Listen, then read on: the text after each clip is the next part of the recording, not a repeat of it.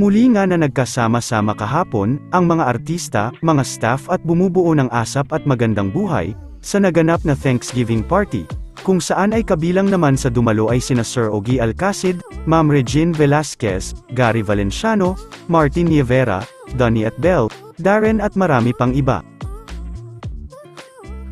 At bagamat naharap sa issue si Donnie Pangilinan ay pinakita naman ito na hindi sila apektado ni Belle Mariano.